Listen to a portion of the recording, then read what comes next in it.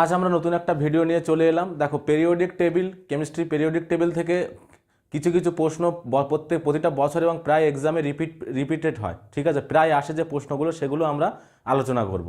তো প্রথম প্রশ্নটা কি আসে, আধুনিক পর্যায় সারণীর জনক কাকে বলা হয়? এটা কাকে বলা হয়? Mendeleev, Dmitri Mendeleev. এনার পুরো নাম দিমিত্রি মেন্ডেলিভ। মেন্ডেলিভের পর্যায় সারণীতে 9টি গ্রুপ ছিল। আর মেন্ডেলিভ পর্যায় সারণী ভর অনুযায়ী, পরমাণুর ভর অনুযায়ী সাজানোর কথা বলেছিল। কিন্তু বিজ্ঞানী মোসলে বা বর্তমানে পর্যায় সারণীতে 18টি গ্রুপ আছে। যদি বলা হয় মোসলের পর্যায় সারণীতে কটি গ্রুপ আছে? 18টি গ্রুপ।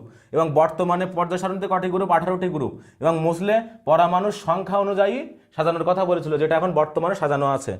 তাছাড়া যে প্রশ্নগুলো দেয়, 17 নম্বর গ্রুপে হ্যালোজেন ফ্যামিলি থাকে, ক্লোরিন, ব্রোমিন এগুলো থাকে। এবং 18 নম্বর গ্রুপে নিষ্ক্রিয় গ্যাস থাকে 18 নম্বর গ্রুপে। আমরা জানি যে হিলিয়াম, নিয়ন, আর্গন, জেনন, রেডন, ক্রিপ্টন এগুলো সব নিষ্ক্রিয় গ্যাস, এগুলো 18 নম্বর গ্রুপে থাকে। এবং হ্যালোজেন ফ্যামিলি থাকে 17 নম্বর গ্রুপে। ওকে, আশা করি তোমরা বুঝতে পেরেছো।